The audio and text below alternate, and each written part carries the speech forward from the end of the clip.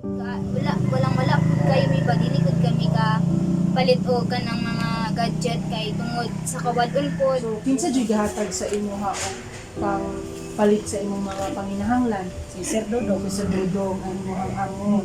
So, nagatrabaho ka dili lang para sa imong project, pero kay nagatabang ko sa imong papa. Pero na tayo mga murag dili na ako makayang answer kay episode.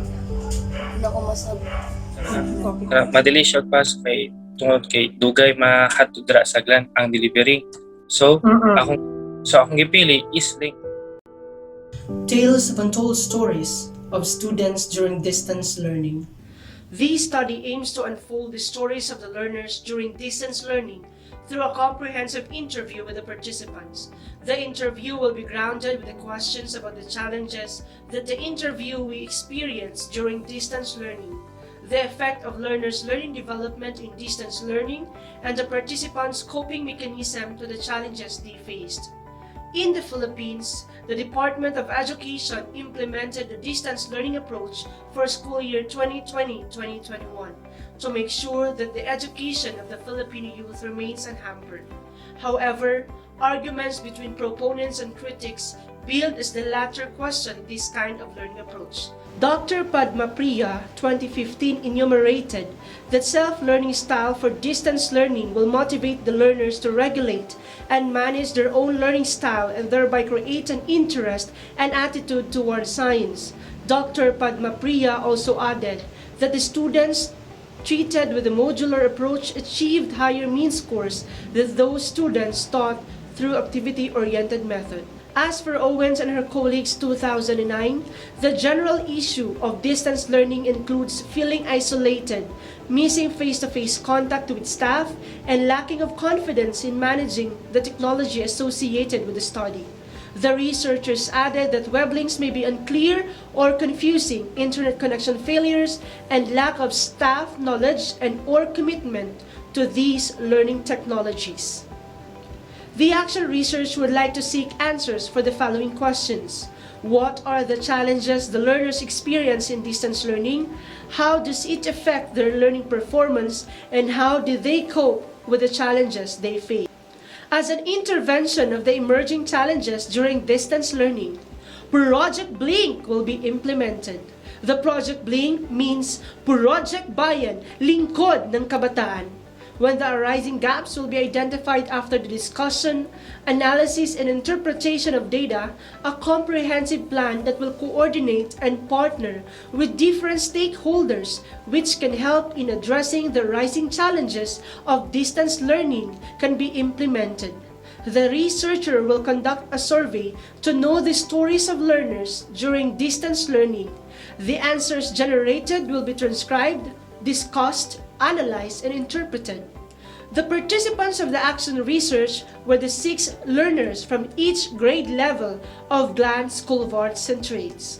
Prior to the beginning of the data collection, the researcher asks permission to the parents, guardians, and participants for voluntary participation of the study. The primary data gathering method was open-ended, structured oral interviews, which were audio and video recorded. The interviews were conducted by phone, video call, or in person, based on participants' preference.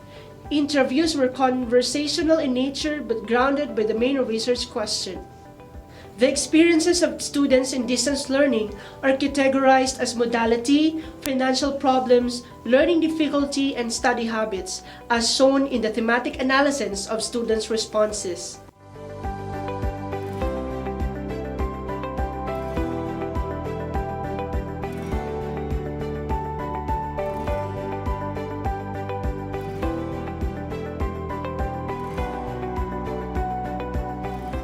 For Theme 1, the extract proved that the learners who use modular modality are those learners who has no gadgets, while learners who chose blended modality are those who has gadgets. The preceding interviews of Theme 2, the extract proved that the learners can still answer their modules even with the absence of internet connection and gadgets. The extract of Theme 3 showcases that when a student has a learning difficulty in answering her lessons, she may ask help from her parents, teachers, peers, and neighbors. For Theme 4, the interviewee suggested that there should be a curfew in the community and those parents and guardians must not disturb learners while studying to avoid distractions to our learners. After the series of interviews, the researcher arrived at the following realizations that prompted the conclusions and recommendations of this research. Number 1, students do not really choose their modality, but their situation does. Number 2, it is implicit that most learners are on or below the poverty line, and yet despite the scarcity, many still thrive in this pandemic school year. Number 3, most learners need guidance in accomplishing their tasks in the distance learning as teacher-learners interaction is very limited. Number 4, parents or guardians and the community as a whole play an important role in securing a conducive learning environment for learners. Based on the discussions, these are the conclusions of the action study. The experiences of learners in distance learning are challenged with the modality, financial problem, learning difficulty, and study habits. The experiences affect the learner's overall performance, and the experiences contributed to the development of learners' behavior, values, and beliefs as they cope with the challenges of distance learning. The researcher recommends the following. In figure number 1 showcases the action plan of this study. Project Blink was developed to address the challenges that the learners are facing during distance learning. As shown in figure 2, the Project Blink would be used in the partnership with the BLGU and the LGU, comprehensive orientation of parents and learners, training of volunteers, and teachers' orientations. Distance learning was implemented as a replacement of the traditional face-to-face classes due to the threats of the pandemic in order to secure that the education of the learners must not be hampered.